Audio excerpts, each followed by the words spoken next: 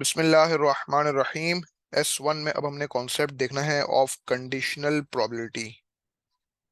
Conditional probability, सबसे पहली बात यह है कि conditional probability is known as the possibility is known as the possibility of an event और आउटकम ऑफ एन इवेंट और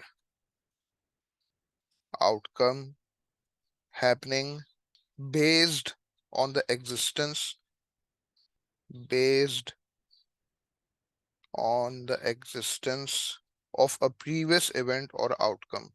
ये आपके पास कंडीशनल प्रोबेबिलिटी की बेसिक डेफिनेशन। उसके बाद फिर अगला की पॉइंट लिखो कि the probability of occurrence the probability of occurrence of any event A when an other event B in relation to A has already occurred has already occurred, ठीक है, is known as conditional probability, is known as conditional probability। उसके बाद फिर अगला की point लिखो कि the probability of an event the probability of an event can change depending on the outcome depending on the outcome of a previous event। अब इसकी मैं आपको एक छोटी सी एग्जांपल समझाऊं। The probability of you being late for work may change depending on whether or not you oversleep whether or not you oversleep।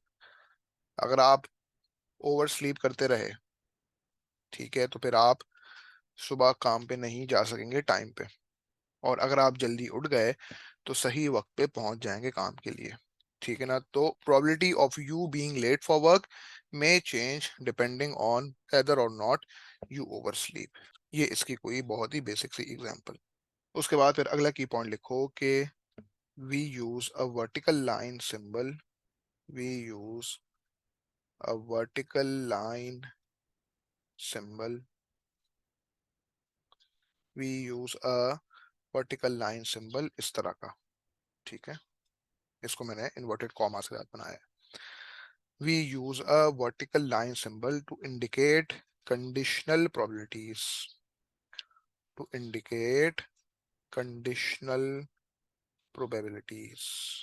तो अब हम देखते हैं कि कंडीशनल प्रोबेबिलिटी को लिखने का तरीका क्या है, ठीक है। तो इसका की पॉइंट लिखो कि the probability that B occurs given that A has already occurred is written as probability B given A।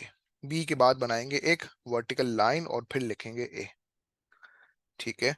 तो इसको लिखने का जो तरीका ये है कि we are finding the probability of B given that A has occurred.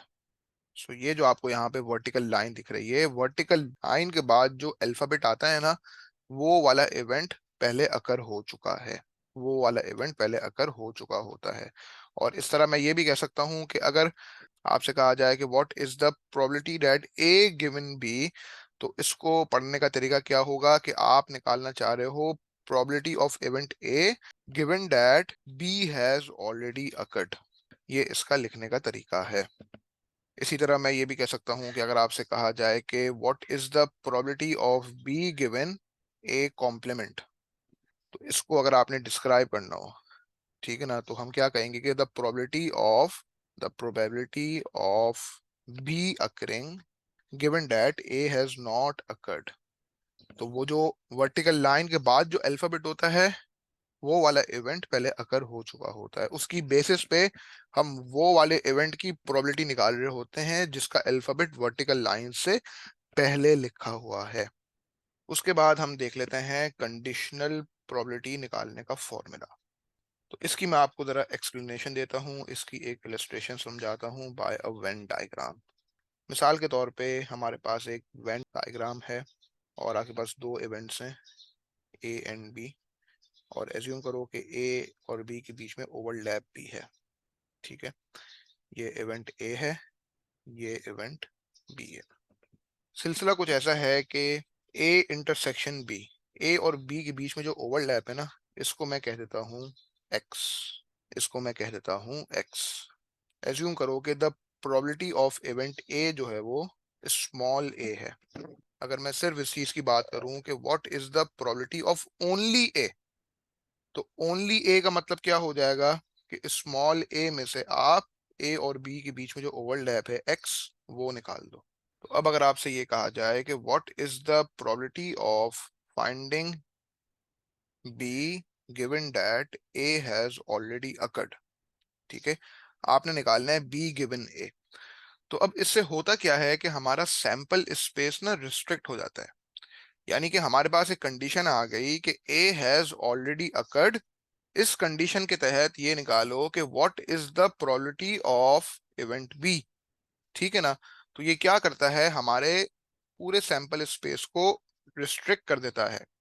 ठीक है, तो इसकी एक एक्सप्लेनेशन लिखो, it restricts the sample space, it restricts the sample space to the set of outcomes, it restricts the sample space to the set of outcomes in which A has already occurred, in which A has already occurred।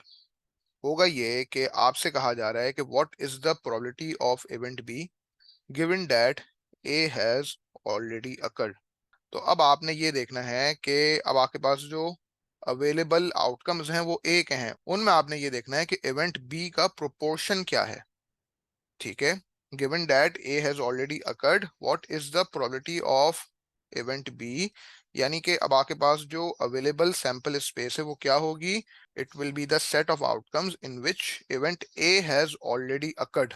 मैं जब यहाँ पे probability of B given ए निकालूंगा, ठीक है, सो क्या होगा भाई, मैंने ये देखना है कि what is the probability of B given that A has occurred.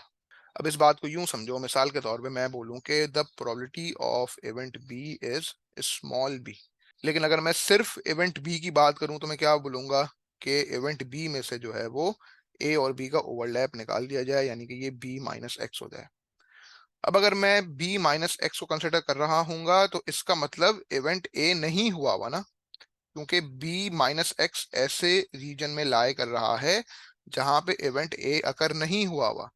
तो मैंने ये देखना है कि भाई इवेंट ए कब अकर हुआ हुआ है। इवेंट ए जो है वो उस वक्त अकर हुआ हुआ है जब वो स्मॉल ए है, यानी कि हमें पता है कि the probability of event A is small A, ये अकर हुआ है अब हमारी कंडीशन के हिसाब से।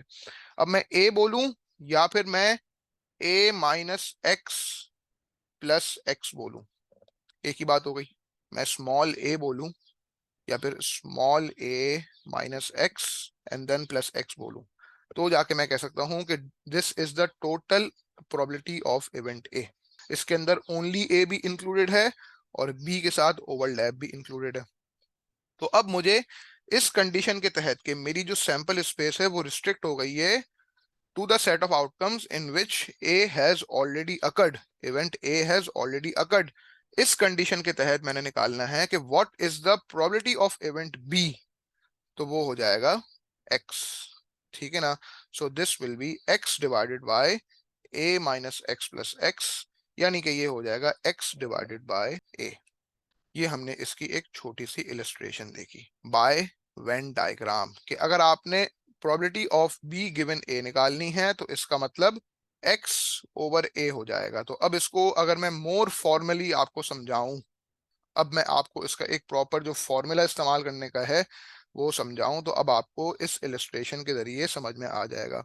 x की जगह मैं क्या लिख सकता हूं, x की जगह मैं लिख सकता हूं probability of A intersection B. अब मैं ए इंटरसेक्शन बी बोलूं या फिर मैं बी इंटरसेक्शन ए बोलूं, एक ही बात है, कोई फर्क नहीं है। ठीक है, ए इंटरसेक्शन बी बोलें या बी इंटरसेक्शन ए बोलें, कोई फर्क नहीं है। और इस स्मॉल ए की जगह मैं क्या लिखूंगा, probability of event A. So therefore मैं कह सकता हूं कि the probability of B given A is equals to probability of A intersection B.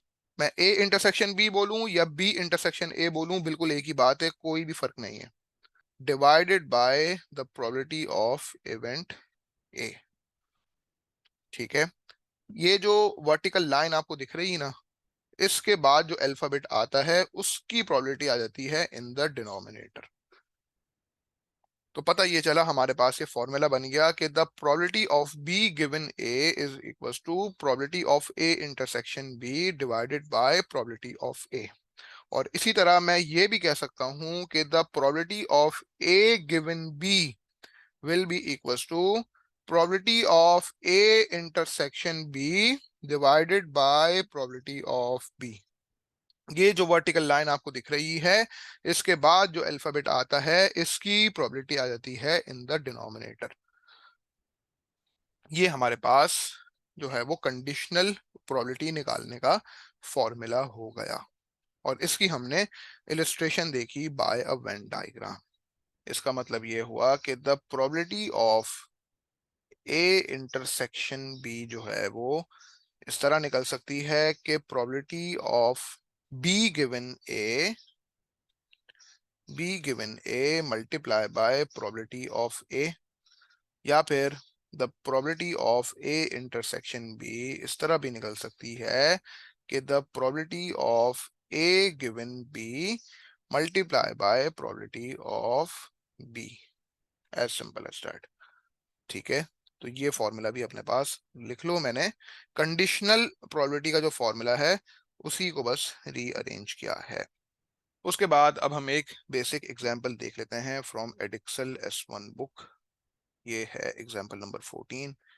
Top पे लिख लो इंटरनेशनल ए लेवल एडिक्सल S1 बुक। इसका स्क्रीनशॉट अपने पास सेव कर लेना। इस एग्जांपल का सवाल है, कह रहा है भाई, सवाल कह रहा है कि C and D are two events such that के प्रोबेबिलिटी ऑफ सी जो है वो 0.2 के बराबर है, the probability of event D is 0.6 and the probability C given D is 0.3। और आपसे कहा जा रहा है पार्ट ए में कि find the probability of C intersection D. अब आपको इस बात का अच्छी तरह इल्म है कि अगर ये दो इवेंट सी और डी हैं, तो अगर मैं यहाँ पे कंडीशनल प्रोबेबिलिटी का फॉर्मूला बनाऊं तो मैं क्या कहूंगा, मैं कहूंगा कि the probability of C given that D has occurred, this is equals to probability of C intersection D divided by probability of D. ठीक है, तो अब मैं इस फॉर्मूला में रिस्पेक्टिवली वैल्यूज पुट कर दूंगा। मतलब कि 0.3 is equals to C intersection D क्या है, अननोन है, वही तो निकालना है। और इवेंट डी की जो प्रोबेबिलिटी है वो 0.6 है। लिहाजा हम ये कह सकते हैं कि the probability of C intersection D is equals to 0.6 multiply by 0.3 यानी कि 0.18। ये आपका पार्ट ए का आंसर हो गया। उसके बाद देखते हैं पार्ट बी। पार्ट बी का कह रहा है कि find the probability of event D given that C has already occurred. तो इसका अगर हम फॉर्मूला बना लें तो probability of D intersection C divided by probability of C. अब आपको इस बात का अच्छी तरह इल्म है कि डी इंटरसेक्शन सी बोला जाए या फिर सी इंटरसेक्शन डी बोला जाए, एक ही बात है, कोई फर्क नहीं है। तो आपने सी इंटरसेक्शन डी की वैल्यू निकाल ली है 0.18, वही वैल्यू हो जाएगी डी इंटरसेक्शन सी की। तो ये हो जाएगा 0.18 डिवाइडेड बाय, सवाल में आपको इवेंट सी की जो प्रोबेबिलिटी है वो दी हुई है, वो है 0.2। So this will B 0.18 divided by 0.2 यानी कि 0.9। ये आपका पार्ट बी का आंसर हो गया, एज सिंपल एज दैट। उसके बाद पार्ट सी का कहता है, पार्ट सी कहता है कि what is the probability of C union D. तो आपको इस बात का अच्छी तरह इल्म है कि the probability of C union D will be equals to probability of C plus probability of D minus probability of C intersection D. ठीक है, तो अब सी यूनियन डी आप बड़े आराम से निकाल सकते हो। सी इंटरसेक्शन डी जो है वो आपने पार्ट ए में ऑलरेडी निकाल लिया है, तो ये हो जाएगा 0.2 प्लस 0.6 माइनस 0.18। ठीक है, सो 0.2 प्लस 0.6 माइनस 0.18, सो ये हो गया 0.62। 0.62 will be your answer to part C, as simple as that. उसके बाद अपने पास एक की पॉइंट लिखो। वो की पॉइंट ये है कि you can solve some problems involving conditional probability by considering a restricted sample space of the outcomes where one event has already occurred। तो इसकी मैं आपको एक एग्जांपल कराता हूँ। आपने ये कॉन्सेप्ट देख लिया है रिस्ट्रिक्टेड सैंपल स्पेस का, लेकिन अब थोड़ी सी मुख्तलिफ एग्जांपल करते हैं। और ये हमारे पास है एडिक्सल S1 की बुक की एग्जांपल नंबर 10। इसका स्क्रीनशॉट भी अपने पास सेव कर लेना, ठीक है। इंटरनेशनल ए लेवल एडिक्सल S1 बुक, इसकी हमारे पास एग्जांपल नंबर 10। सवाल कहता है कि school has 75 students in year 12। Of these students, 25 study only humanities subject H and 37 study only science subjects S. 11 students study both science and humanities subjects। Part A कहता है कि draw a two way table to show this information. अब ये जो to way table आपसे मांगा जा रहा है, ठीक है, तो ये बड़ा कोई सिंपल सा कॉन्सेप्ट है। मैं जब आपको एक बार ये टू वे टेबल बना के दिखाऊंगा तो आपको बात बड़े अच्छे से समझ में आ जाएगी। तो पार्ट ए के अंदर हम पहले इसका टू वे टेबल बना लेते हैं। तो अब देखो सिलसिला कुछ ऐसा है कि स्कूल में आपके पास टोटल 75 स्टूडेंट्स हैं। इन 75 स्टूडेंट्स में से 25 स्टूडेंट्स ऐसे हैं जो कि ह्यूमैनिटीज सब्जेक्ट पढ़ते हैं, यानी कि हम कहेंगे एच। और कुछ ऐसे होंगे जो कि ह्यूमैनिटीज सब्जेक्ट्स नहीं पढ़ेंगे, उनको हम कह देंगे एच कॉम्प्लीमेंट, एच नॉट। कुछ ऐसे स्टूडेंट्स हैं जो कि साइंस पढ़ रहे होंगे, और कुछ ऐसे होंगे जो कि साइंस नहीं पढ़ रहे होंगे, उनको हम कह देंगे एस कॉम्प्लीमेंट। ठीक है, उनको कह दिया जाएगा एस कॉम्प्लीमेंट। स्कूल के अंदर जो टोटल स्टूडेंट्स हैं वो 75 हैं। तो अब हमने इस इंफॉर्मेशन को इस्तेमाल करते हुए यहाँ पे एक टू वे डायग्राम जो है बनाना है।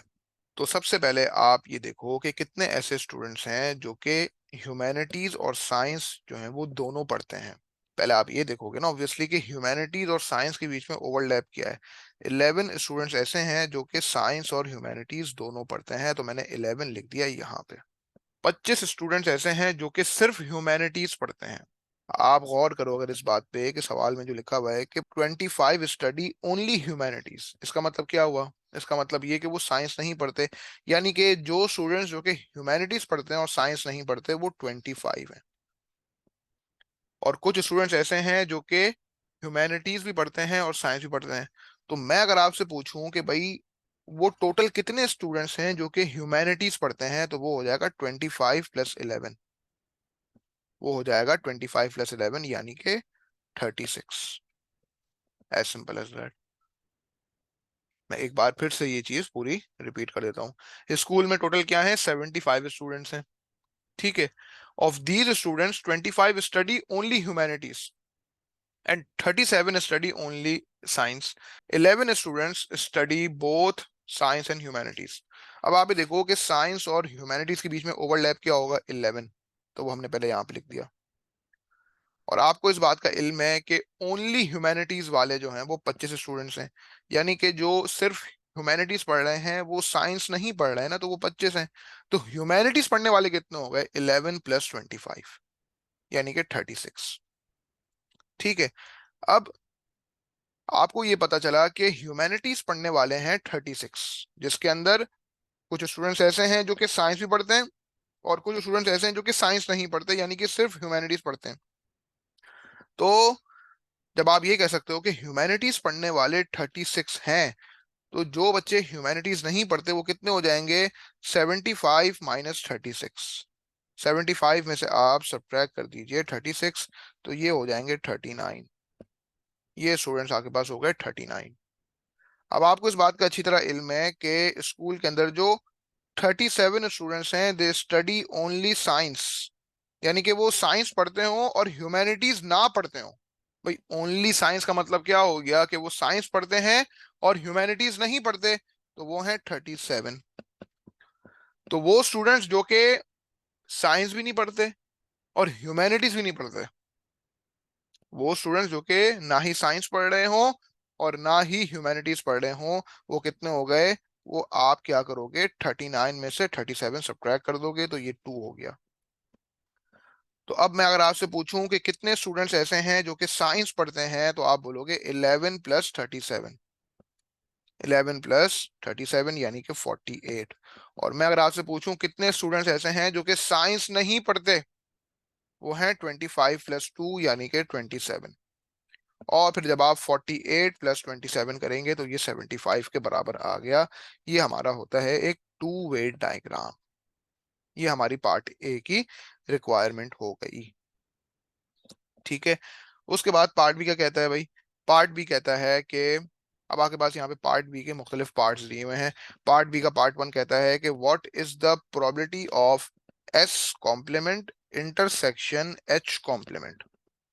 S complement intersection H complement. अब आप ये देखो कि जो स्टूडेंट्स जो कि ना ही साइंस पढ़ते हो और ना ही ह्यूमैनिटीज पढ़ते हो, उनके बीच में ओवरलैप क्या है? वो कितने स्टूडेंट्स ऐसे हैं जो कि साइंस नहीं पढ़ते और ह्यूमैनिटीज भी नहीं पढ़ते? वो सिर्फ 2 स्टूडेंट्स हैं। Out of how many? Total students हैं 75। टोटल स्टूडेंट्स आपके पास जो है वो 75 हैं। सो हम कहेंगे कि the probability of S complement intersection H complement will be 2 divided by 75। As simple as that. ये आपके पार्ट बी के पार्ट वन का आंसर हो गया। उसके बाद आप पार्ट बी का पार्ट टू देखो। पार्ट टू क्या कहता है कि what is the probability of S given that H has occurred. Given that H has occurred. ठीक है। अब आपने यहां पे निकालनी है कंडीशनल प्रोबेबिलिटी, और आपको ये कंडीशन दी हुई है कि एच इज ऑलरेडी अकर्ड। तो हमें क्या करना पड़ेगा? हमें अपनी सैंपल स्पेस को रिस्ट्रिक्ट करना पड़ेगा to the outcomes of H. ठीक है ना? तो इसकी थोड़ी सी एक एडिशनल इसका नोट लिख लो कि यू नीड टू रिस्ट्रिक्ट, मतलब just for the sake of formality लिखवा रहा हूं। बात आपको मैंने पीछे भी समझा दी कि क्या होगा, कि you need to restrict the sample space to the set of outcomes in which H has already occurred. To the set of outcomes, to the set of outcomes in which H has already occurred. Just for the sake of formality मैंने बात लिखवाई है। जब आप ये solve कर रहे होगे तो ये लिखने की जरूरत नहीं है। अगर अभी अपने पास लिख लो तो अच्छी बात है। ठीक है ना? हमने क्या करना है, अपनी सैंपल स्पेस को रिस्ट्रिक्ट कर देना। अब आप देखो कि यार एच वाले स्टूडेंट्स कितने हैं, ह्यूमैनिटीज पढ़ने वाले बच्चे कितने हैं? 36। इनमें से कुछ ऐसे हैं जो कि साइंस पढ़ते हैं, कुछ ऐसे हैं जो कि साइंस नहीं पढ़ते। तो हम अपनी सैंपल स्पेस को इन 36 स्टूडेंट्स तक रिस्ट्रिक्ट कर देंगे। हम अपनी सैंपल स्पेस को इन 36 स्टूडेंट्स तक रिस्ट्रिक्ट कर देंगे। सो इसका मतलब ये हुआ कि जब आप निकाल रहे हैं कि what is the probability that S given H, यानी कि what is the probability that students study science given that they study humanities, तो इसमें जब आप प्रोबेबिलिटी निकालेंगे तो फ्रैक्शन का जो डिनोमिनेटर है वहां पे आपके पास कौन से आउटकम्स आएंगे? जो कि एच के सैंपल स्पेस के। हम क्या करेंगे, हम अपने सैंपल स्पेस को एच तक रिस्ट्रिक्ट कर देंगे, तो इस फ्रैक्शन के डिनोमिनेटर में 36 आ जाएगा। और इनमें से कितने ऐसे स्टूडेंट्स हैं जो कि साइंस पढ़ते हैं? 11 स्टूडेंट्स ऐसे हैं जो कि साइंस पढ़ते हैं। तो 11/36 जो है वो हमारा आंसर हो जाएगा। As simple as that. ठीक है। तो हमने निकाला कि what is the probability of S given that H has occurred. So ये आपके पास हो गया 11/36। सो इधर हमने देखा कि सिंपली ये वाली अप्रोच के जरिए जहां पे आप सैंपल स्पेस को रिस्ट्रिक्ट कर देते हो। अब अगर मैं आपको ये उस अप्रोच से करा दूं कि जिस तरह हम कंडीशनल प्रोबेबिलिटी का फॉर्मूला इस्तेमाल करते हैं। तो आपसे जब कहा जा रहा है कि what is the probability of S given that H has occurred, तो आप कहोगे कि the probability of S intersection H divided by probability of H. ठीक है। सो अब आप देखो एस इंटरसेक्शन एच क्या है, साइंस और ह्यूमैनिटीज के बीच में ओवरलैप क्या है, वो आपको दिख रहा है 11 आउट ऑफ 75। टोटल जो स्टूडेंट्स स्कूल में हैं वो कितने हैं, 75। तो ये हो जाएगा 11 divided by 75 divided by the probability of humanities. भाई ह्यूमैनिटीज पढ़ने वाले कितने बच्चे हैं, ह्यूमैनिटीज पढ़ने वाले हैं टोटल 36। तो ये हो जाएगा डिवाइडेड बाय 36 ओवर 75। तो ये 75 75 आपस में कैंसिल आउट हो जाएगा और 11 ओवर 36 आपके पास रह जाएगा। सो इसको अगर आप सीधा इस वाली अप्रोच से करो जहां पे मैंने पहले सैंपल स्पेस को रिस्ट्रिक्ट कर दिया to the set of outcomes in which H has already occurred, तो भी आप यहाँ पे इस तरह कर सकते हैं। ये एक टू वे डायग्राम के अंदर जो कि आपको सवालों में बना के दिया हुआ हो सकता है। ठीक है, मोस्टली ऐसा होता है कि सवाल में आपको वो बना के दे दिया होता है, या फिर कुछ केसेस में वो आपसे पूछ भी सकता है कि खुद से बनाओ। सो यहाँ पे कंडीशनल प्रोबेबिलिटी निकालना बहुत सिंपल काम हो जाता है। वरना अगर आप यहाँ पे कंडीशनल प्रोबेबिलिटी का फॉर्मूला जिस तरह मैंने आपको यहाँ पे इस्तेमाल करके दिखाया, इस तरह भी आप ये काम कर सकते हैं। ठीक है, ये आपका हो गया पार्ट 2। उसके बाद पार्ट 3 देखते हैं। पार्ट 3 कहता है कि what is the probability that H given that S not has occurred, यानी कि what is the probability that students study humanity given that they do not study science. तो हम क्या करेंगे, अपनी सैंपल स्पेस को रिस्ट्रिक्ट कर देंगे to the set of outcomes in which S not has already occurred. आप ये देखो यार, एस नॉट वाले कितने लोग हैं, यानी कि जो साइंस नहीं पढ़ते वो कितने हैं, 27। तो मैं सिंपली क्या करूंगा, इस फ्रैक्शन के डिनोमिनेटर में लिख दूंगा 27। ठीक है, हमने क्या किया, अपनी सैंपल स्पेस को रिस्ट्रिक्ट कर दिया to the set of outcomes in which science complement science not has already occurred. अब इसमें आपने देखना है कि ह्यूमैनिटीज पढ़ने वाले कितने लोग हैं। ठीक है, तो आप देख रहे होंगे इन 27 लोगों को, इनमें ह्यूमैनिटीज पढ़ने वाले कौन हैं, ये 25 लोग। तो ये हो जाएगा 25 over 27, as simple as that, this will be your answer. और अगर आप इसको कंडीशनल प्रोबेबिलिटी के फॉर्मूले के हिसाब से देखो, तो इसकी वर्किंग मैं टॉप पे करा देता हूँ विद ब्लैक पेन, और उसके बाद ये वाला लेक्चर हम एंड करते हैं इस एग्जाम्पल के बाद। सो आपसे जब कहा जा रहा है कि what is the probability that finding H given that S not has already occurred, तो आप कहेंगे इसका फॉर्मूला हो जाएगा कि the probability of H intersection S not divided by the probability of S not. ठीक है, तो एच इंटरसेक्शन एस नॉट, आप देखो एच और एस नॉट के बीच में क्या ओवरलैप है, वो आपके पास है 25। ठीक है, out of total how many, 75। सो ये हो जाएगा 25 divided by 75 and this will be divided by the probability of S naught। कितने ऐसे स्टूडेंट्स हैं जो कि साइंस नहीं पढ़ते, वो हैं 27 आउट ऑफ हाउ मेनी, 75। सो ये हो जाएगा 27 डिवाइडेड बाय 75। ठीक है, तो पता चला ये 75 और 75 कैंसिल आउट हो गए, and therefore your answer is 25 over 27। ठीक है, तो चाहे आप इस अप्रोच से करो या इस अप्रोच से करो, आपको यहाँ पे पूरे मार्क्स मिल जाएंगे। ये आपके पास एक टू वे डायग्राम का जो है वो एडवांटेज हो जाता है। तो चाहे आप यहाँ पे इस केस में कंडीशनल प्रोबेबिलिटी का पूरा पूरा फॉर्मूला इस्तेमाल करो या ना करो, आपको इन बोथ अप्रोचेस में मार्क्स मिल जाएंगे। ठीक है, तो अभी फिलहाल इतना ही रखते हैं, बाकी इंशाल्लाह कंटिन्यू करेंगे इन द नेक्स्ट लेक्चर।